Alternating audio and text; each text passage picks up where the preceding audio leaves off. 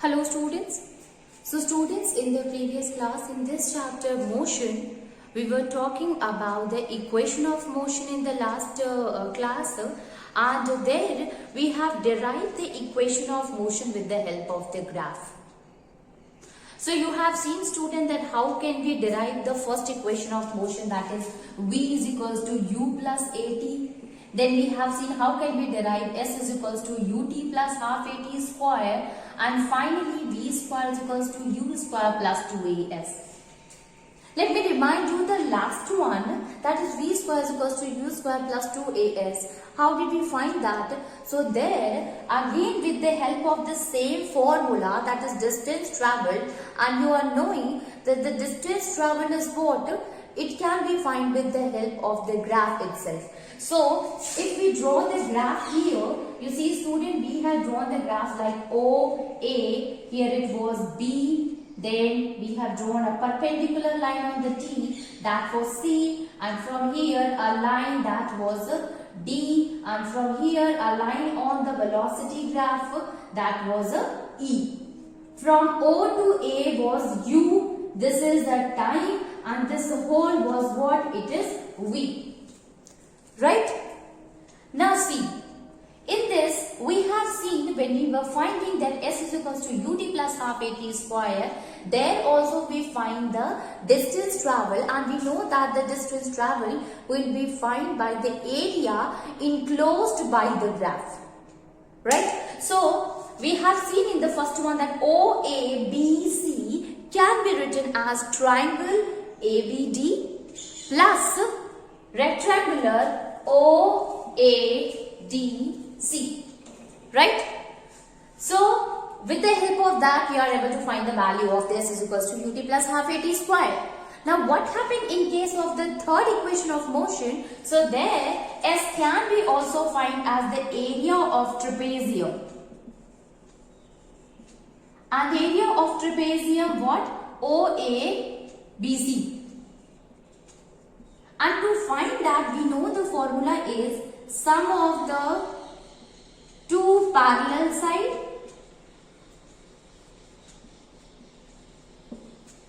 into height divided by 2. Right? Now see, sum of the two parallel sides, that is OA plus BC into height, that is OC upon 2. Or we can write it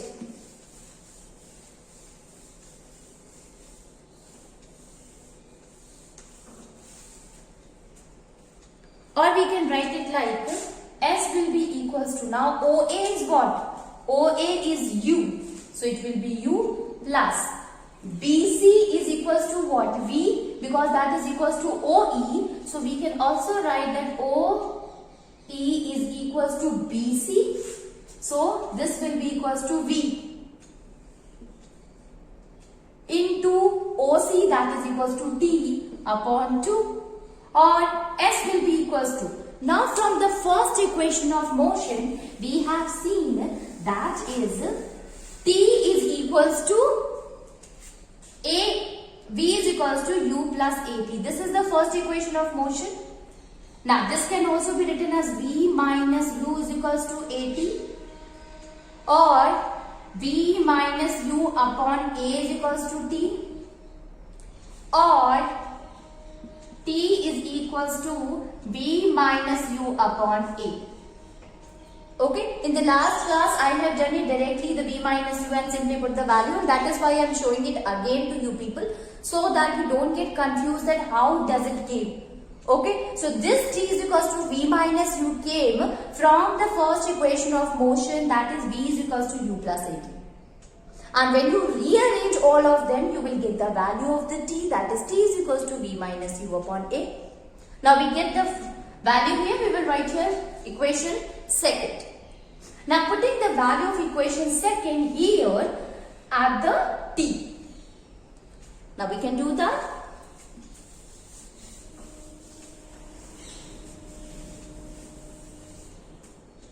Now you see here, S will be equals to U plus V into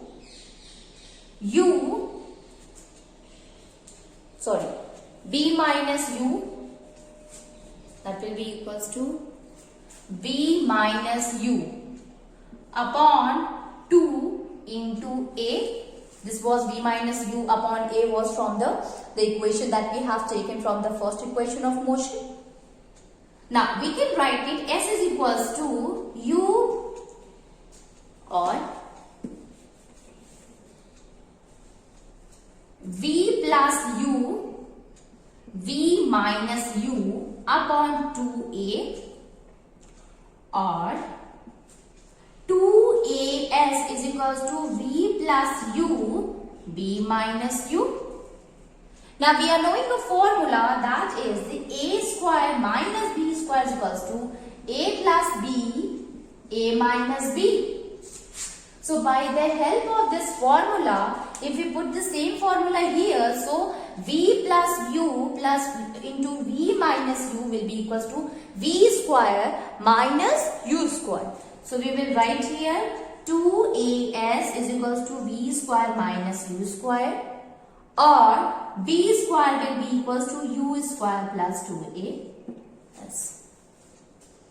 Okay, so by this method we have find the third equation of motion.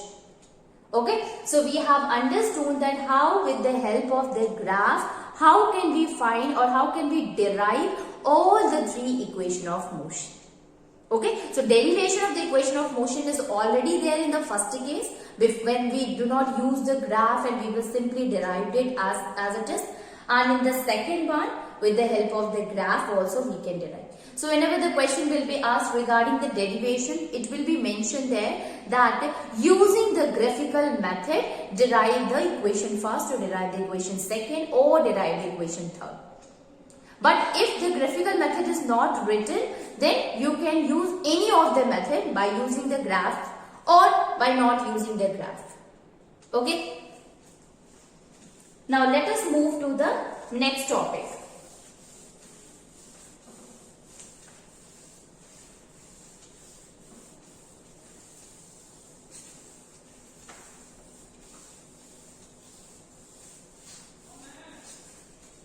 See.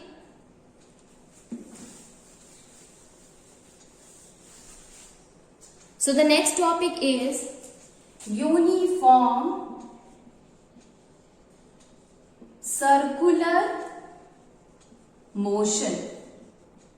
Uniform circular motion. Now you see student, in case of a uniform circular motion, you see, if an object is moving in a circle, then we will call that kind of a motion is a circular motion. Okay, so before understanding the term that is uniform circular motion, we should know that what is a circular motion. So object moving in a circle, in a circular path, that is known as a uniform circle, circular motion. So when a body is moving in a circle called as, or it is called as, it is called as circular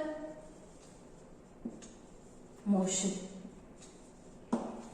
Okay, it is called as a circular motion.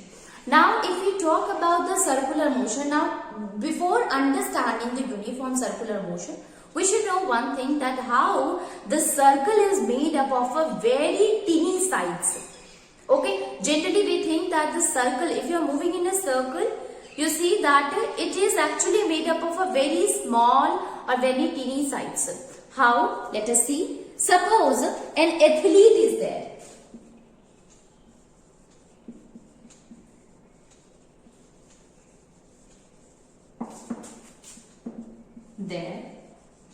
And he is running in a square path,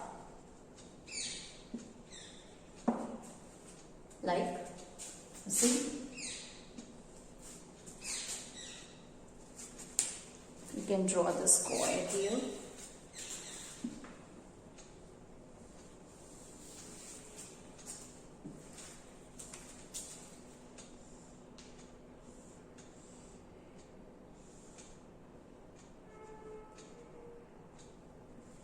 So, if an athlete is there and he is running in a square path, so you see, at first it will start from here, and when it reaches to this point, it will turn. It means it changes the direction, right?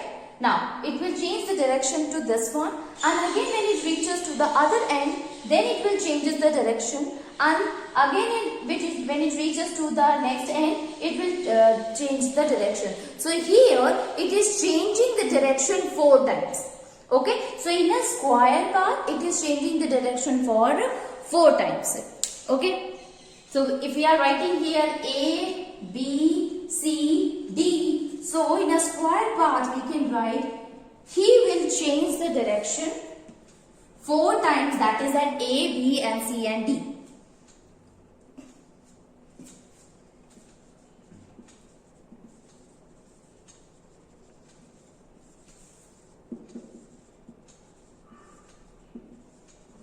He will change the direction for 4 times. That is at A, then at B, then at C, then at D. So it will going to change its direction for 4 times. Now let us change the track again, and if the athlete is running in a hexagonal track,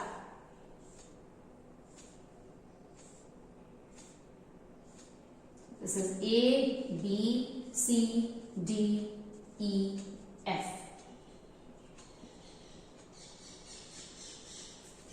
Okay, now he is running in a hexagonal path.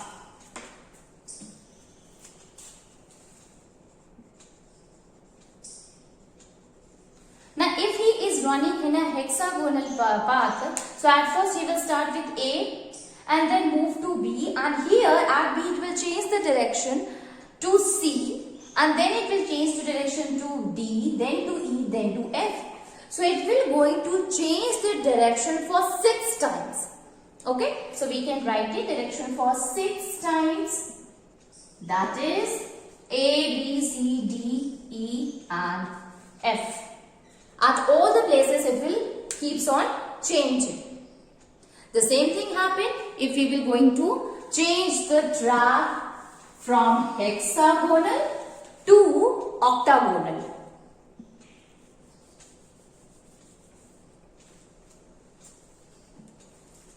So here it will be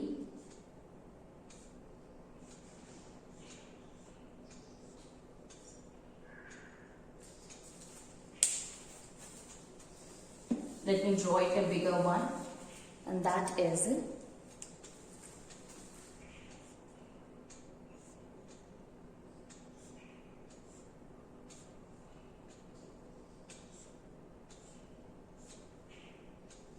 A, B, C, D, E,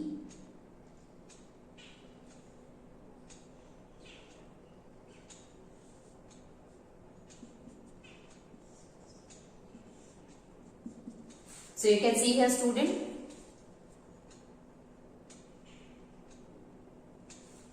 okay, so now you see here it will be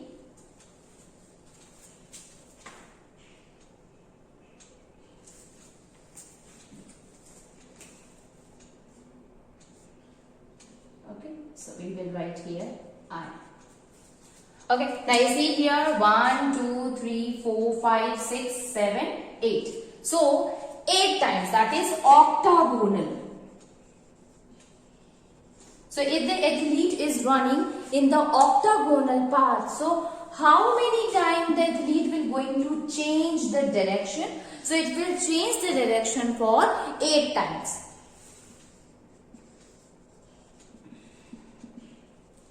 That is A, B, C, D, E, F, G, H and I.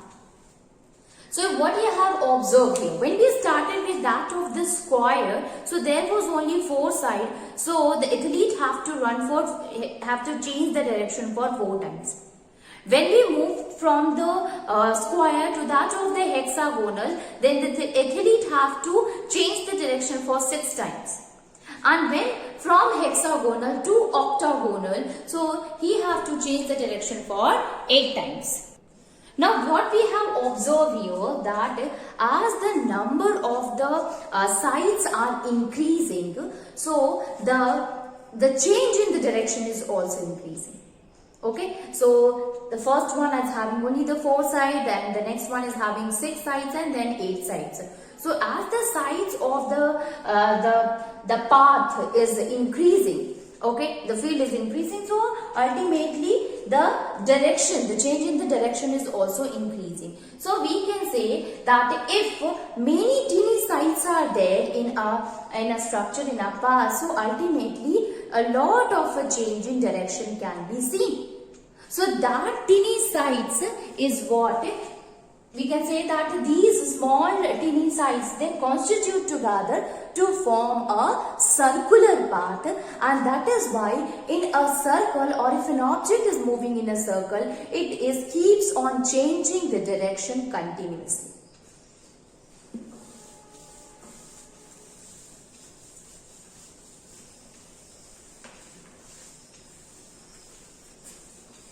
So we can write it, that is,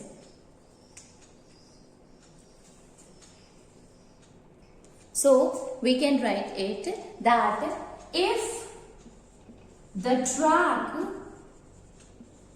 is having number of teeny sides, then the direction changes continuously. The direction will changes continuously. Okay. So on the basis of that, student, we can say that since the direction changes continuously, and this happened with that of circle. If you look at the circle, so you will find that there are a lot of teeny sides are there in that of the circle, and due to which these small sides, they constitute the circle, and when an athlete is running in a circular track, a circular path, he or she is changing the path continuously. So we can write it that when a body moves along a circular path, when a body moves along a circular path, then its direction of the motion keeps on changing. Direction of motion keeps on changing continuously. Then the direction of the motion keeps on changing continuously. Okay, that we called as that the motion keeps on changing. Now since the motion keeps on changing continuously, it will help in increasing it will make the body to be accelerated. Let us discuss this about it. Let us see that what is the definition here. See here, in a circle, a lot of teeny sides are there, and these teeny sides constitute the circle. So ultimately we will say that if an object is moving in a circle, at that time it is changing the path continuously. So even though while moving with the uniform speed is there, but since the direction is continuously changing, the velocity will not be uniform. The acceleration will not be, or the velocity we can say it will not be zero. Okay, so we can say that the speed, uniform speed is there, but the velocity is not constant. It means it is having some kind of a acceleration. The body is said to be accelerated. We will never say that it is showing no acceleration because of the change in velocity. Because velocity does not depend upon the speed, but you know that it also depends upon the direction. Okay, so if the direction is the direction is keeps on changing, so we can say that on that basis we can say that the velocity is not constant here and body is said to be accelerated. So let us write it.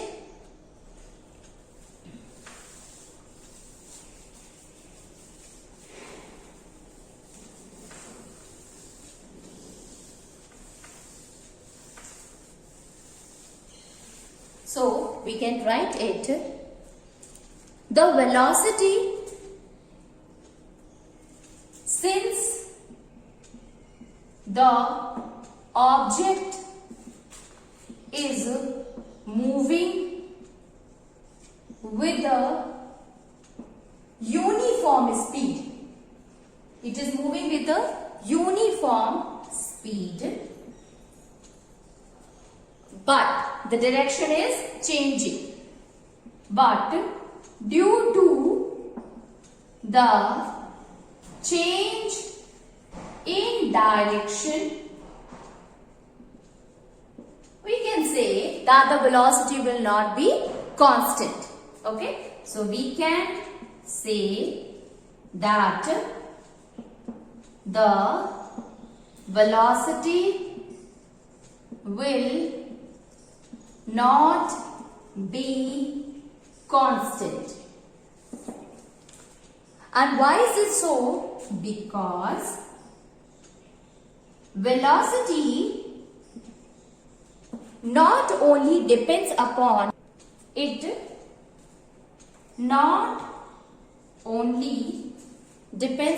the speed of an object, but the direction also. Not only depends on the speed of the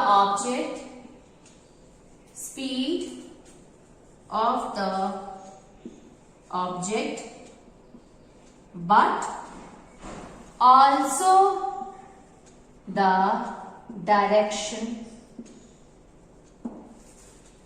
Okay, and since the velocity changes, so in a circular path, so we will say that it is said to be accelerated. So we can write it here.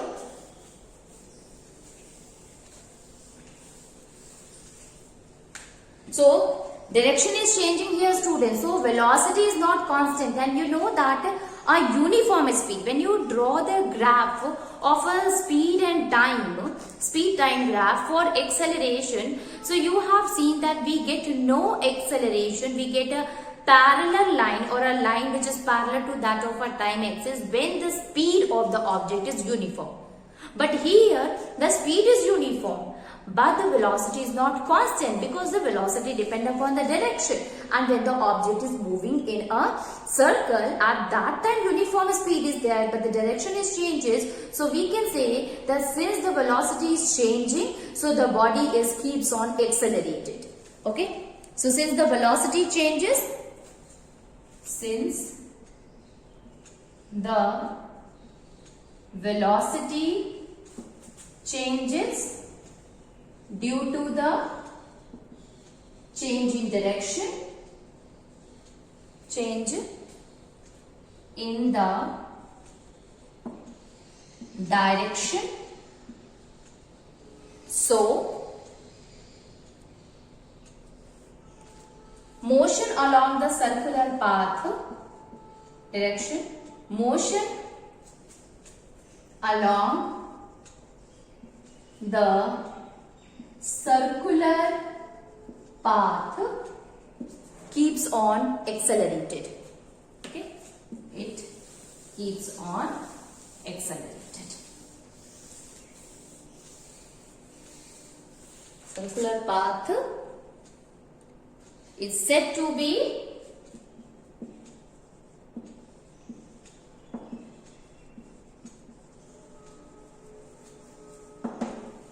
Okay, so velocity is changing, due to which there is a change in the movement of the circular path, and change in the circular path. So even though it is having the uniform speed, but we will say that change in velocity brings the acceleration in the body. Now on the basis of that, we can define the uniform circular path, circular motion, and that is when a body is moving in a circular path,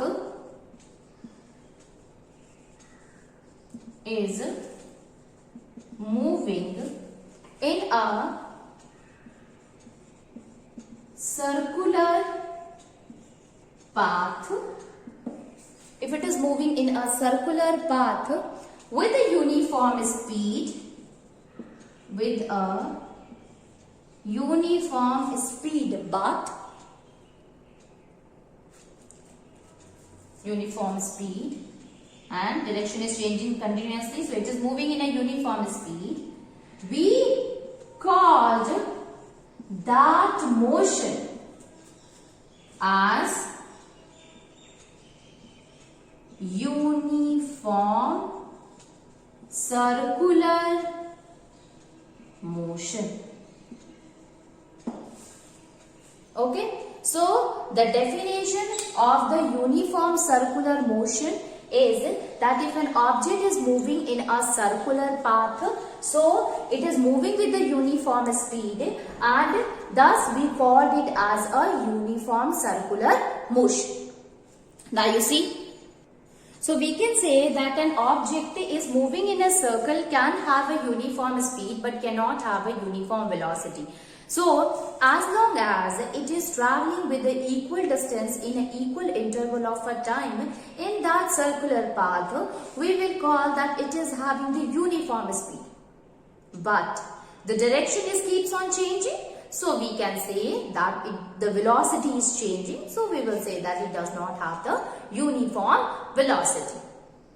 Now let us try to understand this concept with the help of an example. So you see,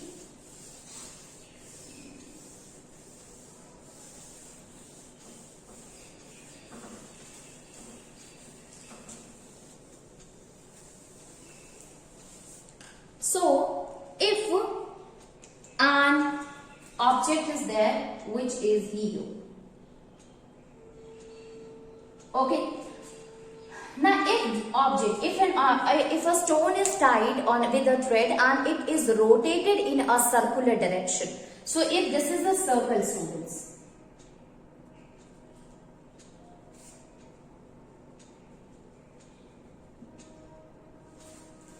okay.